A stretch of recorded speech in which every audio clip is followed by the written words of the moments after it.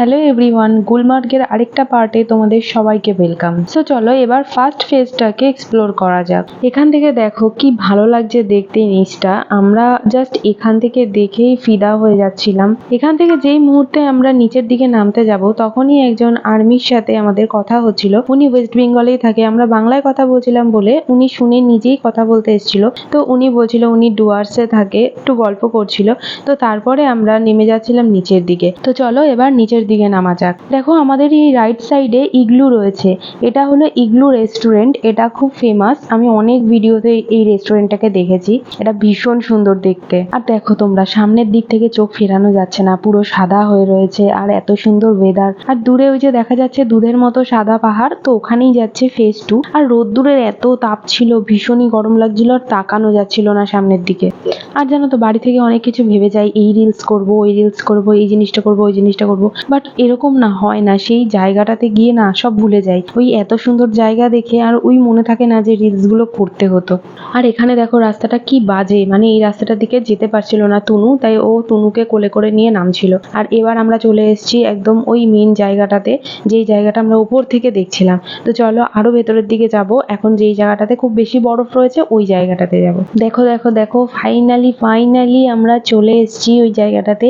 এত সুন্দর সাদা হয়ে রয়েছে আর এখান থেকে মানে ক্যামেরায় জাস্টিস করতে পারছে না যে কতটা সুন্দর লাগছে। আমি এখন ভিডিওটা এডিট করছি বসে, আর আমার মনে হচ্ছে কি আমি এখনই চলে যাই ওখানে। আমাদের এখানে যা গরম পড়েছে, এই গরমে আমার মনে হচ্ছে আমি যদি এখন ওখানে থাকতে পারতাম খুব ভালো হতো। আমার দেখা কাশ্মীরের এতগুলো জায়গার মধ্যে সব থেকে ওয়ান অফ দ্য বেস্ট জায়গা হলো গুলমার্গ। দেখো তোমাদের এই জায়গাগুলো দেখে চোখ আটকে যাচ্ছে, তো আমারও ওরকম চোখ আটকে গেছিল। তো চলো এবার এত সুন্দর জায়গাতে এসছি, এখন তো একটু রিলস করতে হবে, একটু ফটো তুলতে হবে। তো সেইগুলো যদি আমরা না করি, চলে আসি, তাহলে তো হবে না। তো চলো এবার আমরা একটুখানি রিলস ভিডিও শুট করে নিই।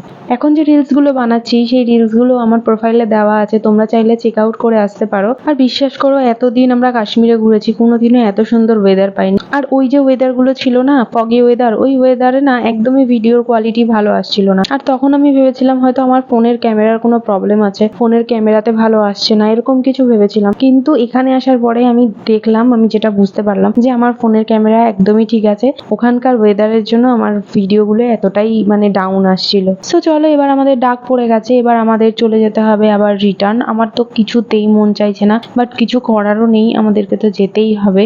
দেখো যতটা স্মুথলি আমরা নিচে নেমেছিলাম তার থেকে অনেক বেশি কষ্ট করে আমাদেরকে উপরে উঠতে হবে। দেখো কিছুটা রাস্তা নামার পরে আমার আর আমার বৌদির অবস্থা, দুজনে মিলেই বসে পড়েছি। তো এবার আমরা আবার হাঁটতে শুরু করেছি, আর হাঁটতে হাঁটতে যাচ্ছি আর সব লোকজন না আমাদের দিকে তাকাচ্ছে। আর আমি তো মনে মনে ভেবেই নিয়েছিলাম যে যেই তাকাক না কেন আমার কোনো ব্যাপার না, আমি আমার কাজটা চালিয়ে যাব। দেখো এতটা রাস্তা হাঁটতে হাঁটতে আমরা গন্ডোলা স্টেশন অব্দি পৌঁছেই গেছি। আর স্টেশনের ভেতরে লম্বা লাইন পড়েছে, দেখো এই লাইন পার করে আবারও আমাদের যেতে হবে। আর আমি যেই জায়গাটাতে দাঁড়িয়ে আছি এখান থেকেই পেছন দিকে যায় হচ্ছে ফেজ 2 এর গন্ডোলা। চলো যত আমরা দেরি করব ততই বেশি লাইন পড়তে শুরু করবে। তো আমরা এবার তাড়াতাড়ি করে চলে যাচ্ছি লাইনে, কারণ এখান থেকে আবার আমাদেরকে রিটার্ন করে শ্রীনগর যেতে হবে। আর নেক্সট মর্নিং আমাদের অনেক ভোরবেলায় বেরোতে হবে, কারণ আমাদের ট্রেন আছে। আর এখানে না আমি আমার বরকে জিজ্ঞেস করছি তোমার কেমন লেগেছে বলো এত সুন্দর একটা জায়গাতে এসে। তো ও সেটাই বলছিল যে ওর খুব ভালো লেগেছে। আমরা আমাদের এই হানিমুন জার্নিটাতে খুব এনজয় করেছি। চলো দেখা যাক, আগের বার তো আমরা গ্রিন কালারের গন্ডোলাতে উঠেছিলাম, এবার আমরা এরকম সুন্দর রেড কালারের গন্ডোলায় উঠতে পারি কিনা। সো দেখো